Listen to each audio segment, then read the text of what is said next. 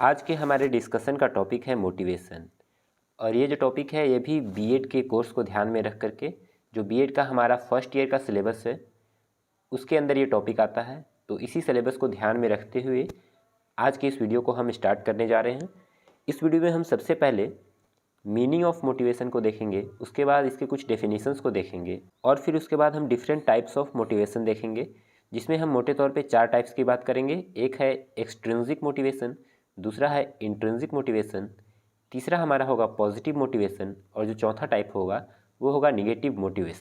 तो इस टॉपिक को कवर करने के बाद हम लास्ट में मैस्लोज के हायरार्की थ्योरी, जिसे हम मैस्लोज नीड हायरार्कल थ्योरी के नाम से भी जानते हैं, तो इस थ्योरी को कंप्लीट करेंगे। और यहाँ पे एक ध्यान देने की बात है कि ये जो तीनों टॉपिक्स हैं इनमें सबसे इम्पॉर्टेंट टॉपिक हमारा ये लास्ट का जो है मैस्लोज हायरार्की का थ्योरी, जो मोटिवेशन का एक प्रकार का थ्योरी है, ये सबसे ज़्यादा इम्पॉर्टेंट है। तो आपको इस पॉइंट को काफ़ी अच्छे से देखना है। वीडियो के लास्ट में हम इसके बारे में डिस्कस करेंगे, तो आपको इस थ्योरी को काफ़ी अच्छे से समझना है। इसमें एक हायरार्कल यानी पदानुक्रम बताया गया था, टोटल 5 स्टेजेस बताई गई थी कि किस तरीके से आप मोटिवेट होते हो किसी काम को करने के लिए। सबसे पहले आप किस तरीके के नीड्स को पूरी करते हो, उसके बाद तो स्टेप बाय स्टेप एक प्रकार का काफ़ी अच्छा प्रोसेस बताया गया था। तो आज की इस वीडियो में हम इस थ्योरी को भी कवर करेंगे। तो चलो सबसे पहले हम इसके एक जनरल मीनिंग और डेफिनेशन को देख लेते हैं। तो चलो सबसे पहले हम इसके मीनिंग को देख लेते हैं। जो हमारा मोटिवेशन वर्ड है इसका क्या मीनिंग है। तो आप ये तो काफ़ी एक जनरल सा शब्द है, आप आम बोलचाल की भाषा में भी इस वर्ड का इस्तेमाल करते हो। जैसे अगर आपको कोई काम करने का मन नहीं कर रहा है तो वहाँ पे आप बोलते हो यार अभी मेरे पास इस काम को करने के लिए मोटिवेशन की कमी है, तो वहाँ पे आप अपने आप को मोटिवेट करने के लिए कुछ उपाय करते हो। तो ये हमारी आम बोलचाल की भाषा हो गई जिसमें हम मोटिवेशन वर्ड का यूज़ करते हैं। लेकिन जब हमें एग्ज़ाम में लिखना होगा तो एक प्रॉपर तरीके से आपको आगे बढ़ना है। सबसे पहले आपको ये बताना है कि ये जो आपका वर्ड है मोटिवेशन, ये आखिर आया कहाँ से है। तो देखो यहाँ पे एक लैटिन वर्ड है हमारा मूवर। तो यहाँ पे आप इसकी स्पेलिंग देख सकते हो MOVERE, मूवर। तो जो हमारा लैटिन वर्ड है मूवर, इसी के द्वारा हमारा मोटिवेशन वर्ड ओरिजिनेट हुआ है।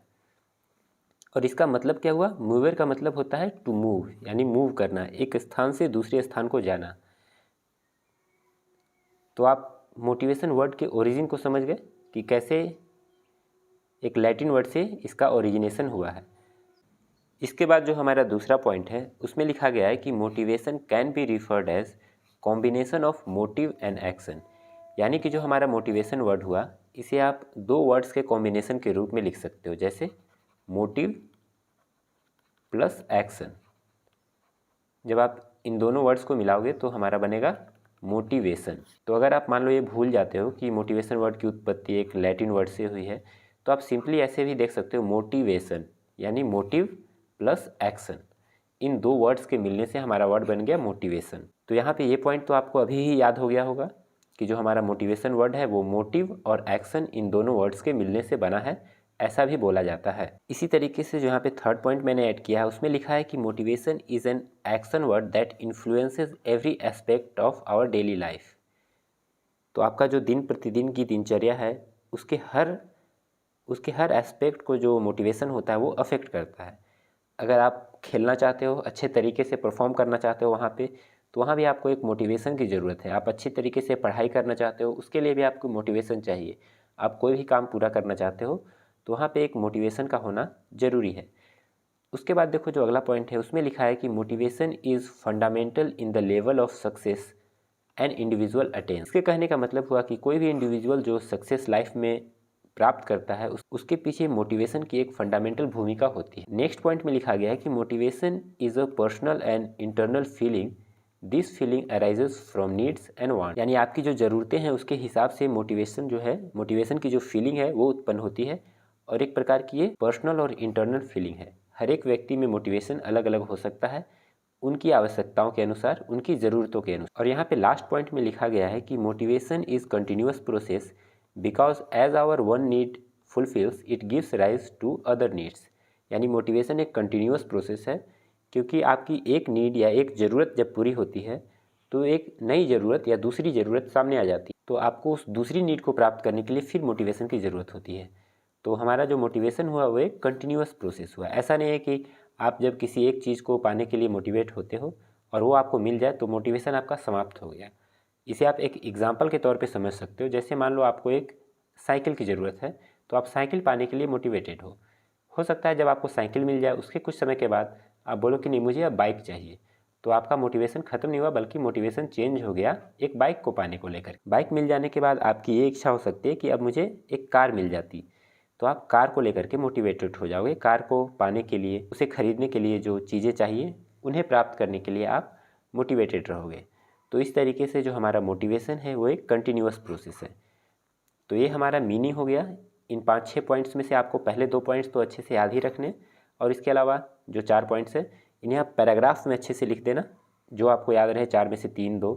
काफ़ी सिंपल वर्ड्स में यहाँ बताया गया है, तो ये भूलने वाली चीज़ें नहीं हैं, आपको रटने की भी ज़रूरत नहीं है, ऐसे ही आपको यहाँ पे समझ में आ गया होगा। चलो अब देखते हैं डेफिनीसन, किस तरीके से कुछ स्कॉलर्स हैं, कुछ साइकोलॉजिस्ट हैं, उन्होंने इसे डिफ़ाइन किया है। तो यहाँ पे हमारा जो पहला डेफिनीसन है वो वुडवर्थ के द्वारा दिया गया था। इन्होंने कहा कि motivation is the state of the individual which disposes him to certain behaviour for seeking goals. इसे अगर दूसरे शब्दों में कहें तो किसी भी इंडिविजुअल के गोल को प्राप्त करने के लिए जो चीज़ें उसे एक सर्टेन बिहेवियर करने के लिए प्रेरित करती हैं उसे ही हम मोटिवेशन कहते हैं। तो ये हमारा डेफिनेशन हो गया वुडवर्थ के द्वारा। इसी तरीके से B.F. स्किनर ने कहा कि motivation in school learning involves arousing, persisting, sustaining and directing desirable behaviour. तो यहाँ पे हमारे पास मोटिवेशन के ये 2 स्टैंडर्ड डेफिनेशन हो गए।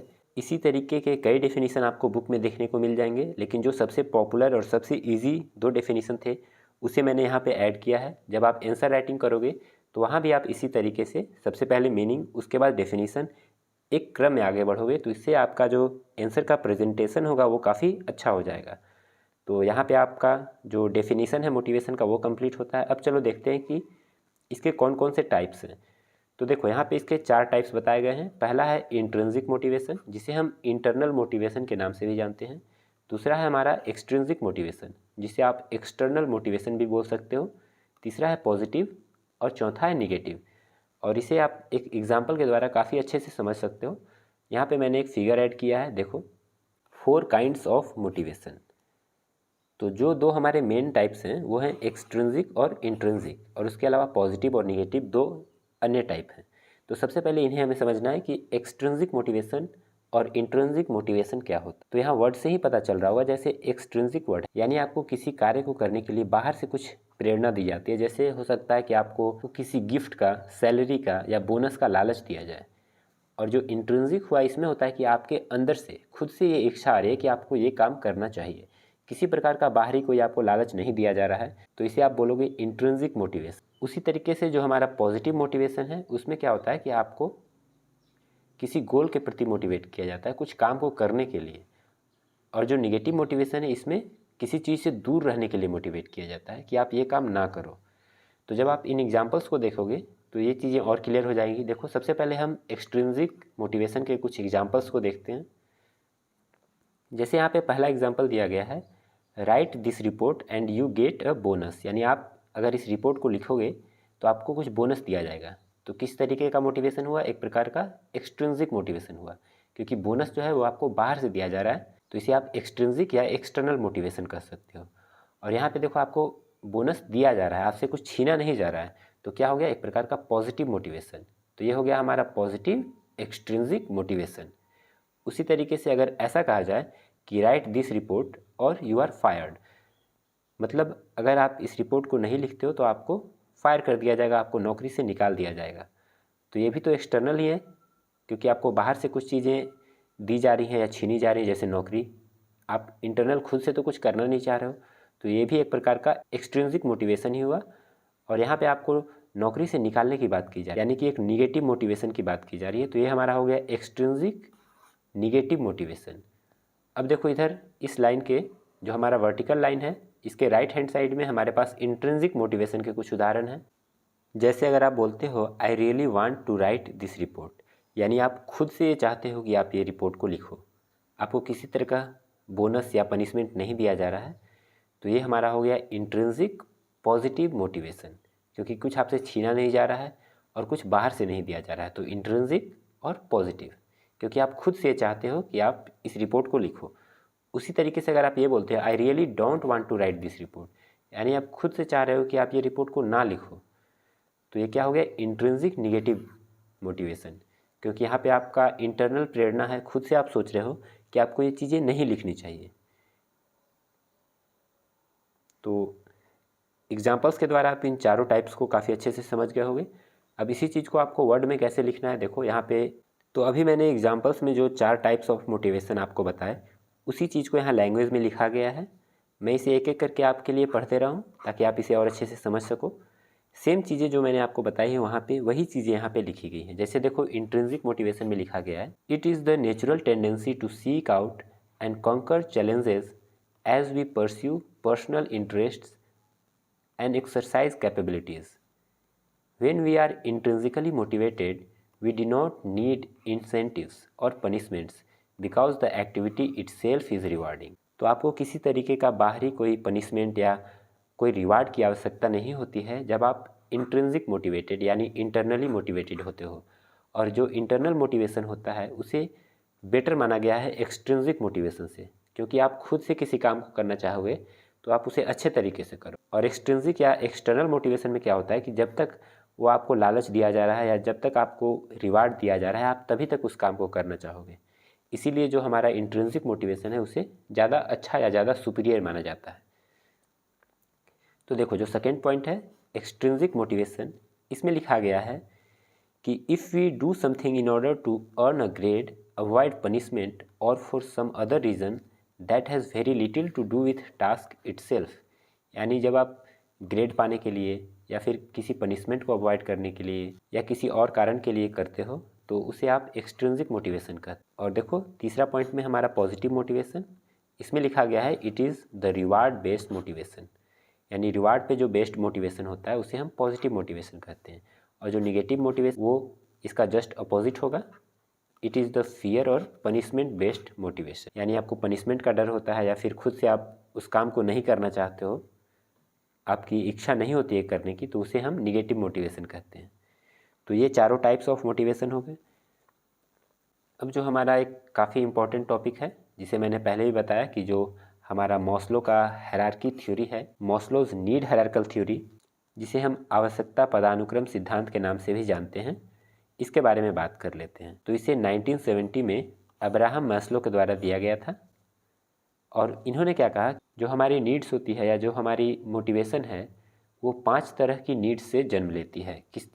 तो इन नीड्स को लेकर के उन्होंने एक इस तरीके का पिरामिड या हायरार्की, जिसे हम हिंदी में पदानुक्रम कहते हैं, ऐसा 5 स्टेजेस का एक पदानुक्रम बनाया और बोला कि इस तरीके से हमारी जो नीड्स हैं वो एक के बाद एक आगे की ओर बढ़ती जाती हैं। सबसे पहले आप यहाँ देखो, इस इमेज से इसे समझ सकते हो। तो अब्राहम मॉस्लो के अनुसार जो सबसे पहली नीड किसी भी इंसान की होती है वो होती है फिजियोलॉजिकल नीड। इसके अंतर्गत वो सारी ज़रूरतें आती है जो हमारे सर्वाइवल के लिए ज़रूरी हैं, जैसे कि हमारा भोजन, पानी, नींद, आराम, ये सारी चीज़ें हो गई फिजियोलॉजिकल नीड्स जो हमारे सर्वाइवल के लिए ज़रूरी। तो कोई भी इंसान सबसे पहले अपने फिजियोलॉजिकल नीड्स को पूरा करता है। आप सबसे पहले खाने के लिए भोजन की तलाश करोगे, पानी की तलाश करोगे, और जब ये सारी नीड्स पूरी हो जाएंगी तब आप दूसरे स्टेज जहाँ पे आप अपने लिए सेफ्टी और सिक्योरिटी की ज़रूरत को महसूस करोगे और उसे पूरा करने के लिए मोटिवेट होगे। तो हो सकता है आप अपने लिए कुछ शेल्टर बनाओगे, कुछ घर जैसा या झोपड़ी, इस तरीके की कुछ चीज़ें बनाना चाहोगे। तो सबसे पहले आपने अपने लिए भोजन पानी का व्यवस्था किया, उसके बाद आपने अपने लिए एक घर का निर्माण किया, और जब आप अपने लिए एक सेफ़ इन्वायरमेंट बना लोगे तो आप हमारे जो तीसरे नीड्स है उसकी ओर बढ़ोगे। तो जब आप अपना जो सेकेंड नीड है, जो सेफ्टी नीड्स हैं, उन्हें पूरा कर लोगे तो उसके बाद आप थर्ड स्टेज की ओर आगे बढ़ोगे, जिसे नाम दिया गया बिलोंगिंगनेस एंड लव नीड्स, यानी कि अब आप चाहोगे कि आपके दोस्त हों, आपके पार्टनर्स हों, आप रिलेशनशिप्स, पार्टनर्स, फैमिली, दोस्त, इन सारी चीज़ों को ज़्यादा महत्व दोगे, आप इनकी ओर आगे बढ़ोगे। और जब आप इन सारी नीड्स को पूरा कर लोगे, यानी हमारा तीसरा जो स्टेज है वो भी कंप्लीट हो गया, तो उसके बाद चौथे नीड्स की ओर इंसान आगे बढ़ता है, जिसे कहा गया है स्टीम नीड्स। इसका मतलब हुआ कि आपको समाज में एक अपनी एक पहचान, एक विशिष्ट पहचान की ज़रूरत महसूस होगी, तो आप उसके लिए काम करोगे। आप चाहोगे कि आप जो अन्य लोग हैं उससे थोड़ा सुपीरियर दिखने की कोशिश करोगे। और इसे पूरा करने के बाद जो हमारा 5वां स्टेज है, जिसे हम हाईएस्ट स्टेज के नाम से जानते हैं, वो है सेल्फ एक्चुअलाइजेशन। अब देखो यहाँ पे आते आते आपकी जितनी भी नीड्स हैं ज़रूरी, वो सारी चीज़ें पूरी हो चुकी हैं। तो अब आप क्या चाहोगे कि जो आपका हाईएस्ट पोटेंशियल है, आप उसको जानने के लिए काम करोगे कि मेरा हाईएस्ट पोटेंशियल क्या हो सकता है, मैं किस लिए बना हूँ।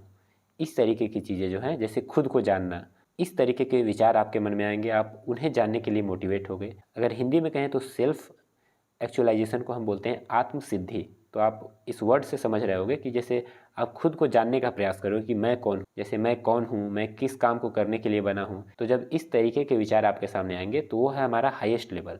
और यहाँ पे जो मॉस्लो साहब थे, इनके अनुसार ये कहा गया कि आप जो हमारा पहला नीड है, इसको पूरा होने के बाद आप दूसरे की ओर बढ़ते हो, दूसरा को पूरा होने के बाद आप तीसरे की ओर बढ़ते हो। यानी आप रैंडमली, जैसे हमारा जो फर्स्ट स्टेज है वहाँ से आप चौथे स्टेज में नहीं चल जाओगे। तो ये जो हमारा थ्योरी था मॉस्लो का नीड हायरार्किकल थ्योरी, ये टॉपिक भी कंप्लीट होता है। लेकिन हाँ, जैसे हर थ्योरी के कुछ क्रिटिसिज्म होते हैं, कुछ उसके निगेटिव पॉइंट होते हैं, इसके भी कुछ क्रिटिसिज्म थे।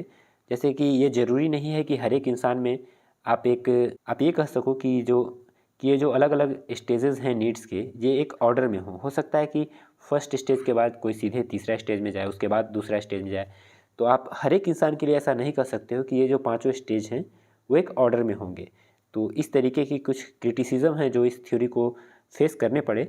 इसके बारे में देखो, मैंने आगे पैराग्राफ में ऐड कर रखा है, आप इन्हें खुद से अच्छे से पढ़ लेना। जो मैं PDF प्रोवाइड करा दे रहा हूँ, आप उसके द्वारा इसे पढ़ सकते हो, क्योंकि जो चीज़ें मैंने अभी बताई हैं वही सारी चीज़ें यहाँ पे लिखी गई हैं। तो अगर मैं इसे फिर से बताऊँगा तो आपका वीडियो काफ़ी लंबा हो जाएगा। तो आप यहाँ से इन चीज़ों को अपने नोट्स में लिख लेना, आप इसे अच्छे से पढ़ लेना। तो जो पॉइंट्स मैंने बताए इन 5 स्टेजेस के बारे में, आपको इन स्टेजेस का नाम याद रखना ज़रूरी है, क्योंकि किस स्टेज के बाद कौन सा स्टेज आता है ये काफ़ी इंपॉर्टेंट है। अलग अलग एग्जाम्स में इससे रिलेटेड क्वेश्चंस पूछे गए हैं। तो इन 5 स्टेजेस को आप अच्छे से याद कर लो, और इन्हीं चीज़ों को मैंने नीचे लिख दिया है लैंग्वेज में, आप इन्हें पढ़ सकते हो। और लास्ट में यहाँ पे मैंने जो क्रिटिसिज्म है इसके बारे में भी थोड़ा सा एक पैराग्राफ लिख दिया है। मैस्लो's theory has been criticized because the people do not always appear to behave as the theory would predict. Sometimes people get motivated by many different needs at the same time. All the needs are interrelated. यानी ऐसा नहीं होता है कि आप किसी एक stage में सिर्फ एक ही चीज़ के कारण मोटिवेटेड हो, ये सारी चीज़ें इंटर रिलेटेड होती हैं। आप इसी में सेकेंड पॉइंट लिख सकते हो कि जो ऑर्डर बताया गया था मॉस्लो की थ्योरी में, वो हर एक इंसान के लिए ज़रूरी नहीं है कि उसी तरीके से हो सकता है पहला स्टेज के बाद दूसरा स्टेज हो, तीसरा स्टेज हो, लेकिन चौथा स्टेज उसके अंदर ना हो, वो सीधे सेल्फ एक्चुअलाइजेशन की ओर आगे बढ़ जाए। तो इस तरीके के जो क्रिटिसिज्म है वो मैस्लो थ्योरी को लेकर के सामने आए थे। तो यहाँ पे हमारा ये वीडियो ख़त्म होता है। अब आपसे मिलेंगे अगले वीडियो में।